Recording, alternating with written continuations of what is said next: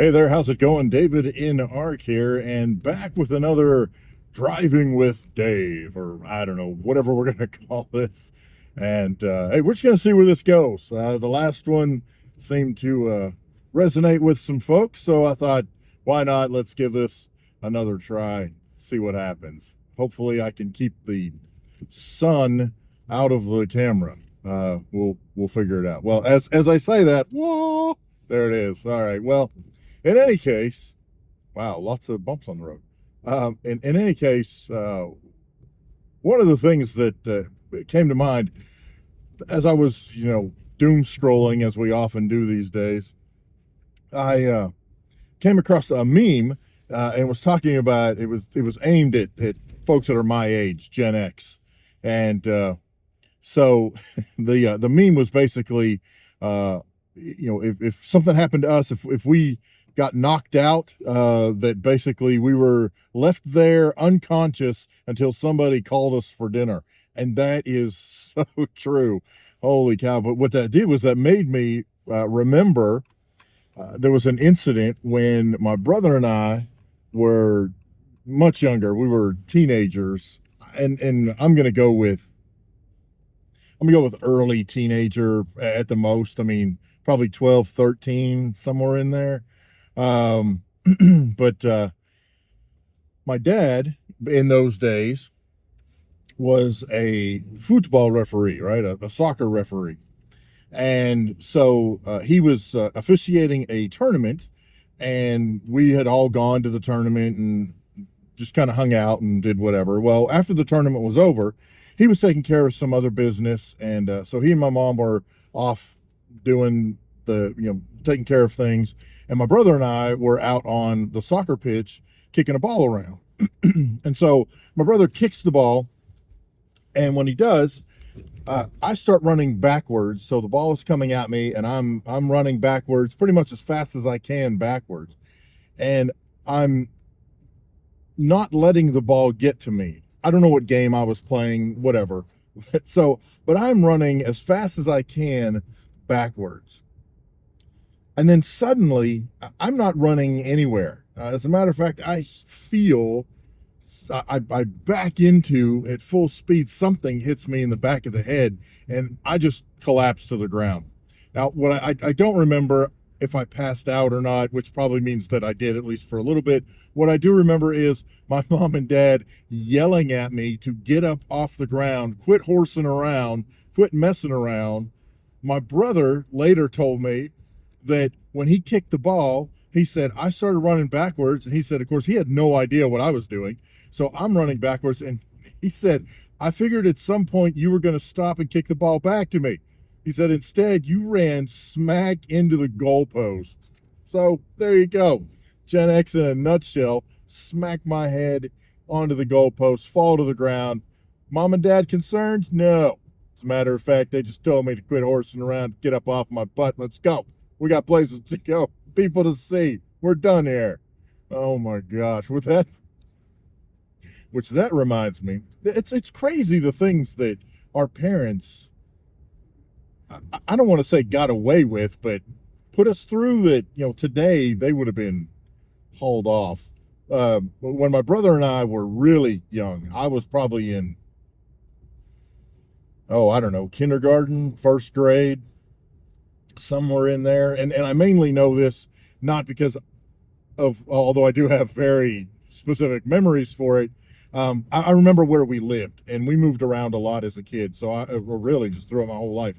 And so I tend to associate things that happen with places that I've been, places that I've lived.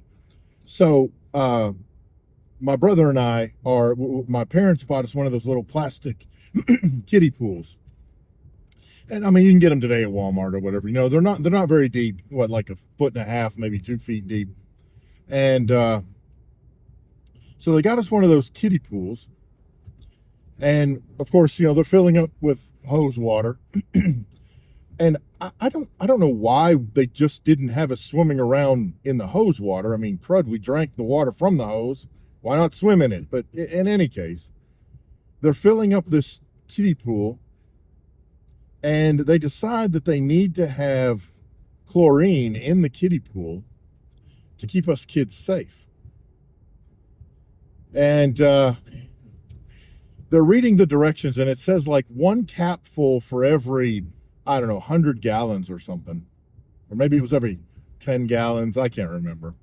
But anyway, whatever it was. My mom later told me that part of it. But anyway, they weren't sure, and they weren't good at math, apparently.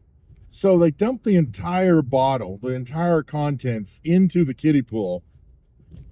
And my brother and I get in, and we're just kind of playing and splashing, and suddenly, it doesn't take long, we're in a bubble bath. Bubbles are everywhere. It is foaming. We have no idea what's going on. We're having fun. I mean, all of a sudden, we're in a bubble bath. So we're throwing bubbles at each other. We're playing in the bubbles.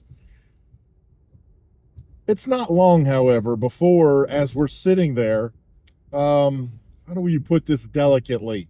There are certain places on a male where chemicals just don't need to be. And there were a lot of them being there. And so suddenly we jump up out of the pool. We are screaming. Our legs are red. Everywhere below the waist, for all intents and purposes, is red. We're screaming, dancing around, just, and crying our eyes. It was so painful. It hurt so bad, especially in that male region. Oh my gosh. So my parents, I don't remember if they called like a poison control. I wouldn't think it was poison control. They probably just called the hospital, or maybe they just loaded us up and took us. I don't remember. I remember jumping up out of the pool, and then I remember being at the hospital. I'm whatever the transport was in between. I mean, I know they took us, but whatever happened in between, I don't remember any of that. But I do remember being at the hospital and explaining to the nurse where it hurt, which, again, being a, first or second grader or whatever grade I was in at that time, it's not a pleasant thing to have to describe to this nurse, but she was great. I mean, but yeah, so it turns out that we had like chemical burns, especially in that region, but also, on our legs, on our feet, all the way down, and from the waist down. And I don't even remember how they ended up treating us, but as far as if that were to happen today, I mean, somebody probably would have called Child Protective Services. We would have been taken away. Oh my gosh, just all the fun stuff of growing up in the era that we did. And I'm going to circle back to the whole hose thing. Yeah, we drank water from a hose, and you've probably heard this a million times. And if you are of a Gen X era, then which I think is also very interesting, that I grew up in Western Pennsylvania and moved around the country some. But it seems like no matter where we grew up, we have like this shared consciousness. We have this shared experience. It's really weird. And that's one of them, drinking water from the hose. I don't understand the aversion to that, because here's my thought now that I'm older. When the water is going up into the house, it has to go into the house before it's coming out of the hose anyhow. Now, granted, okay, there's, I'm sure, splitters or whatever, so the water doesn't technically go up into the house, but it's the same water that you're drinking. And there is the sun straight in my face. But it's the same water that you're drinking. So what difference does it make if it comes out of the tap or the hose? And I'll be honest with you, the combination of that hose rubber and the metallic end of the hose combines to give water a very unique flavor. And I wholeheartedly recommend anyone taking a drink from the water hose. Even today, yes, even today. Now, I'm not a medical doctor, I'm not a lawyer, I don't know all that stuff. Do that at your own risk. Do your own research, see what the experts say about drinking hose water, and do with that as you will. So, there you go. Oh my gosh. But it's just one of those things. I don't know what this daily, it's not going to be daily. I don't know what the commute with Dave is going to be like. Some of it's just going to be that kind of waxing nostalgia, I'm sure. Whatever pops into my head, let's just do it that way. Whatever pops into my head, that's what we're going to talk about. So I just appreciate that you're along for the ride as I cruise around. Now, I don't know, and the last video I did, I was heading to work.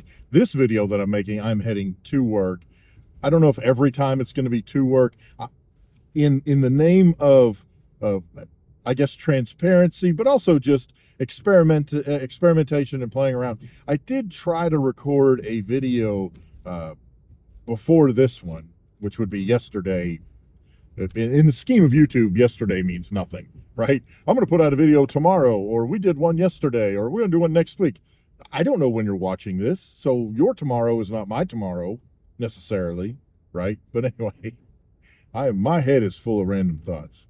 Just thought I'd put that out there. But anyhow, I tried recording one yesterday, and the sun was like right here. I had the camera in a different position, and the sun was right here, and it pretty much washed out everything. So I thought, well, all right, let's give this another try and see what happens here. But yeah, so in terms of, oh, okay, the traffic in front of me all of a sudden decided to all pull out into the other lane and go around. I did not even realize that there was a car 2 car lengths ahead, or technically 3 at that time. Huh, wow. There's I mean, we're all cruising along pretty decent clip. Anyway.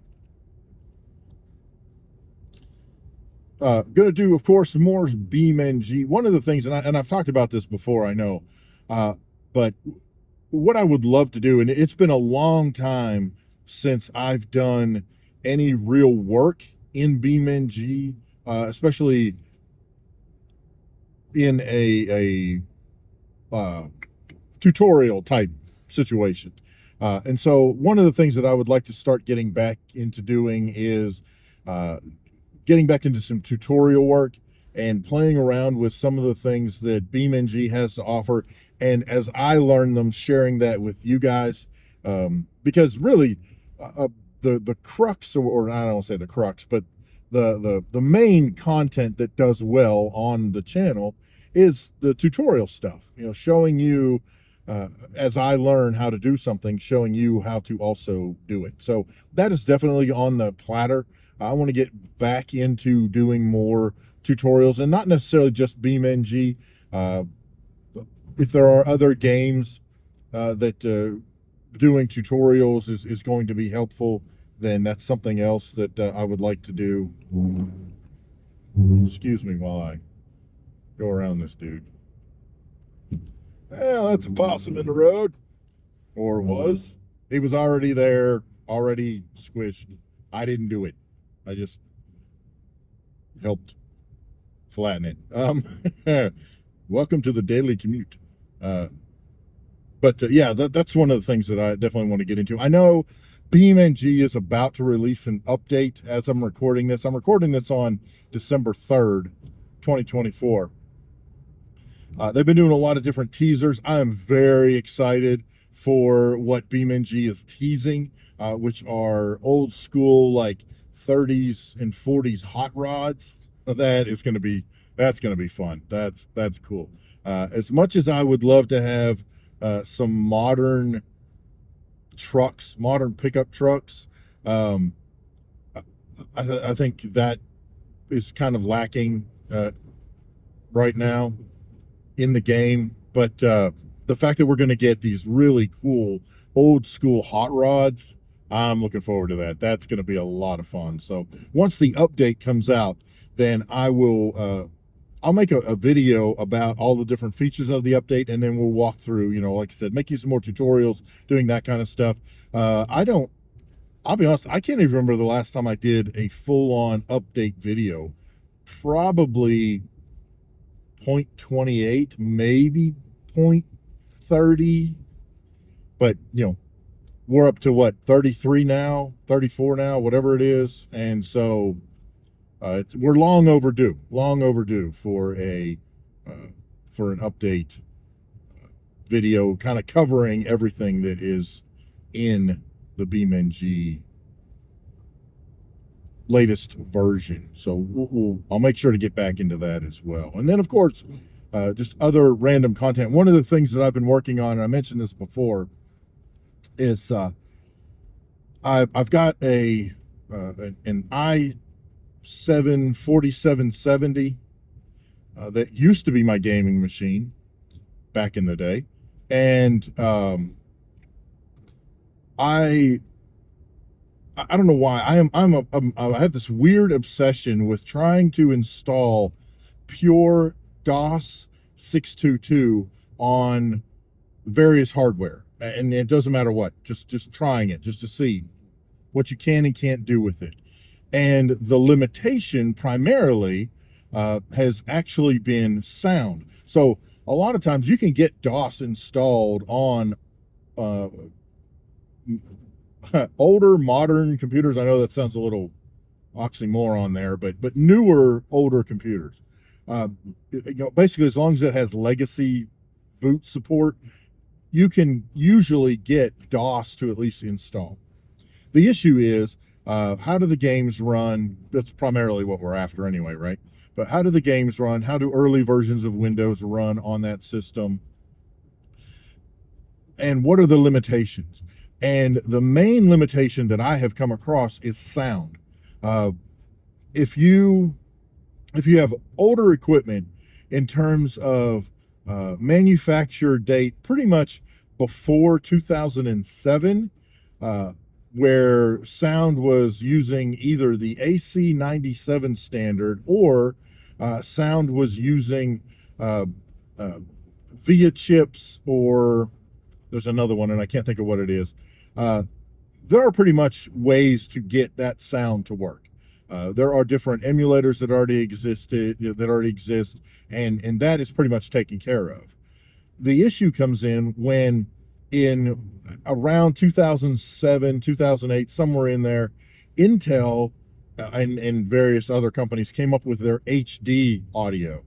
And at that point, those old workarounds just didn't work. And for the longest time, there was no solution. There were several attempts at solutions. HDX was one. There were a couple of other, but they were very hit and miss, and I never could get that particular endeavor to work on any of the computers that I tried messing with.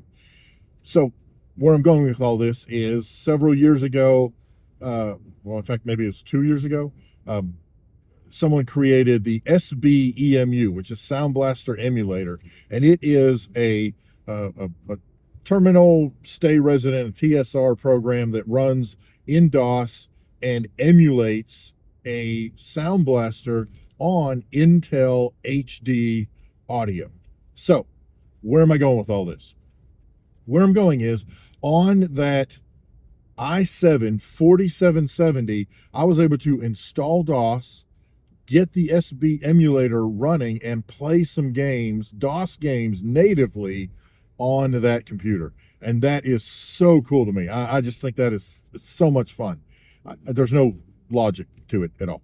But so one of the things that I want to do on the channel is, during the pandemic, I got real big, and I think I may have mentioned this last time, but I got real big into thin clients. And there's a website called Parky Towers UK, and there's something else in there, and I can't remember what it all is. But anyway, if you look up Parky Towers UK, he put together a whole slew of thin client tests, and his main focus is Linux. So what he did was he took a bunch of thin clients and basically walked through trying to install Linux or Windows or DOS. Well, not so much DOS, and that's kind of where I'm looking at filling in that gap, per se. I love to take old equipment and, again, see what we can do with it, see what we can do in terms of DOS gaming. And so I'm going to show off some of those devices that I've been already playing around with. I've got a blog called poppedinmyhead.com. I don't post to it regularly, but on there I've got a series of posts that are covering the different thin clients that I've walked through, and I try everything. I go from DOS to Windows 3.11, Windows 95, Windows 7, Windows, just all different versions of Windows, just to see what you can and can't do. Windows XP. Windows XP was huge for thin clients, especially the embedded version of Windows XP. It was kind of a scaled back version, the bare necessities of life in order to make it run. So I plan to do a bunch of videos on those particular devices, specifically the ones where I was not able to get sound working because of the HD kind of limitation, if you will. So looking forward to that. I guess I'm very wordy, but anyway. So, and then other stuff. We got other games that I want to check out that we're going to play. Different things that we want to do. Kind of go from there. And I really am open to if there are games that you would like to see me play, take a shot at, take a whack at, whether for just flat out entertainment value, just to see how Dave handles a particular game, whatever it is, or if there's a game that you want to see played before you decide to plunk down money on it, let me know down in the comments, because that may be one of those things that we fire up, take a look at, and see how it goes. We both may find a new favorite game. You never know. Anyway, thank you so much for coming along for the ride. I'm just about at the office, so I'll end things here. I appreciate it. Got any other questions, problems, suggestions, horror stories? Feel free to leave those down in the comments as well. I'm davidinark. We'll see you next time. Have a great day.